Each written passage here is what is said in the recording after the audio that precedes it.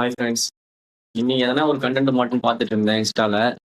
பார்த்துட்டு இருக்கும்போது தான் டிஎம்கேலேருந்து ஒருத்தர் ஒரு நியூஸ் போட்டிருந்தாரு. தளபதிய ட்ரோல் பண்ணி. அப்போ பார்க்கும்போது என்ன ஆச்சுன்னா, நம்ம ரஜினிய கொண்டு வந்திருக்காரு. ரஜினி வந்து பாபா படத்துல ஒரு டயலாக் பேசினாரு சிஎம் பண்ணி. சீஃப் மினிஸ்டர் பதவினா ரொம்ப பெரிய பதவி. இந்த மாரி சாதாரண விஷயம் இல்ல. அது டக்குன்னு யாராலயும் வந்து பண்ண முடியாது. யார் வேணா சிஎம் ஆயிடலாமா? ஒரு நாடுனா எவ்வளோ மக்கள், எவ்வளோ வீடு, எவ்வளோ பிரச்சனைகள் இதெல்லாம் சொல்லி ரஜினி சொல்லுவாரு. எல்லாம் கரெக்ட்டா தான் சொல்லியிருப்பாரு. இப்ப நான் பாயிண்ட்டுக்கு வரேன்.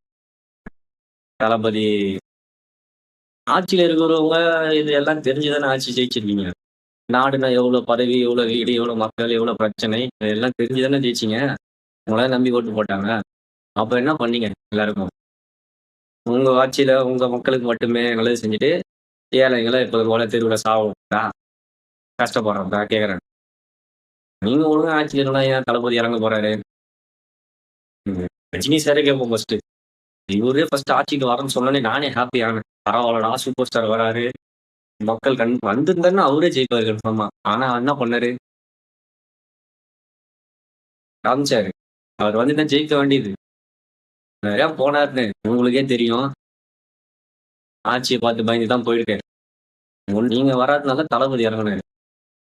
தளபதி ஏன் ஆட்சிக்கு வந்தாருன்னு நெறைய சூழ்ச்சி தெரியும். இனிமேவாச்சும் சேஞ்சஸ் பண்ண பாருங்க. ஃபுல் ட்ரோல் அடிக்காதீங்க ப்ரோ. பயம் வந்துருச்சு பொழுது தளபதி பார்த்து எல்லாருக்கும். மாறும்.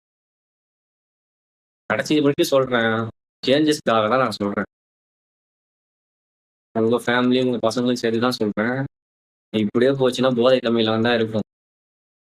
எலக்ஷன் முடிஞ்சிருச்சு தான். ரிசல்ட் அப்ப அன்னைக்கு தெரியும். அன்னைக்கு மட்டும் ரிசல்ட் தப்பாச்சுன்னா, மக்கள் யாருன்னு தெரியும். திரும்ப ஒரு போராட்டத்த பார்ப்பீங்க.